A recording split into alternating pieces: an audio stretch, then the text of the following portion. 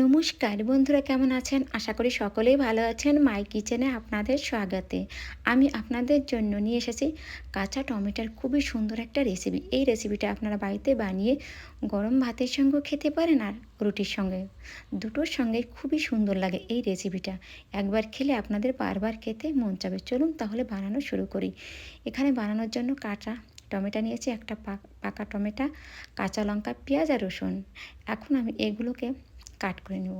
সবজিগুলোকে এক এক করে কেটে নেব। পেঁয়াজটাকে ভালো করে ছোট ছোট পিস করে আমি কেটে নেব। এইভাবে আমি ছোট ছোট পিস করে পেঁয়াজটাকে কেটে নিয়েছি। কাট করা হয়ে গেছে। এখন কাঁচা লঙ্কাগুলোকে ছোট ছোট পিস করে কেটে নেব। এভাবে আমি সম্পূর্ণ সবজিগুলোকে সুন্দর করে ছোট ছোট পিস করে কেটে একটা বাটিতে নিয়ে নেব। সম্পূর্ণ সবজিটা কাট করা হয়ে গেছে, এখন বাড়িতে তুলে নিয়েছি। আর এদিকে কাঁচা টমেটোগুলোকে আমি কিভাবে কেটে নিয়েছি দেখুন। আমি কাঁচা টমেটোগুলোকে পুরো মাঝখান থেকে কেটে আর ছোটো ছোটো লম্বা লম্বা পিস করে কেটে নিয়েছি। সম্পূর্ণগুলো কাট করা হয়ে গেছে দেখুন, একদম পাতলা পাতলা কেটে একটা থালাতে তুলে নিয়েছি। এখন আমি রসুনটাকে একটু ছেঁচে নেব। একটু ছেঁচে নিয়েছি, এক সাইডে রেখে দিয়েছি। মশলা রেডি করার জন্য একটা বাটিতে ধনে পাউডার, কাশ্মীরি লাল লঙ্কা পাউডার 1 চামচ,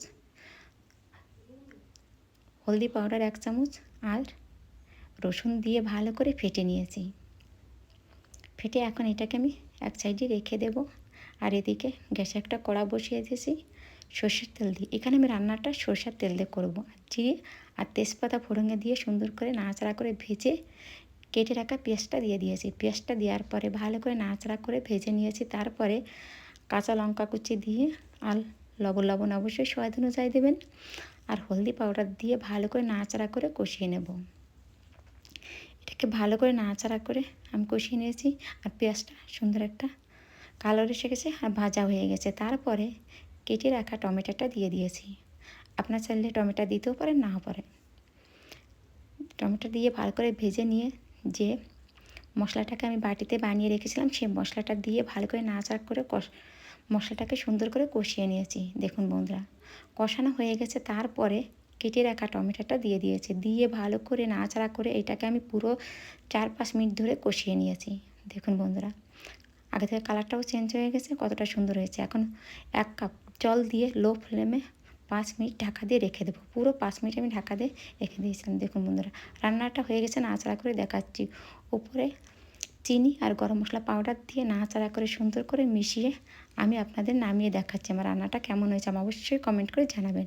একটা বাটি নিয়েছি, বাটিতে নামিয়ে নিয়েছি। দেখুন বন্ধুরা, কতটা সুন্দর হয়েছে রান্নাটা। একবার খেলে আপনাদের বারবার খেতে মন চাবে। দেখুন, আর রেসিপিটি পছন্দ হয় লাইক, কমেন্ট, শেয়ার ও সাবস্ক্রাইবার করে আমার পাশে থাকবেন। এই রেসিপিটা বানিয়ে অবশ্যই খাবেন বন্ধুরা।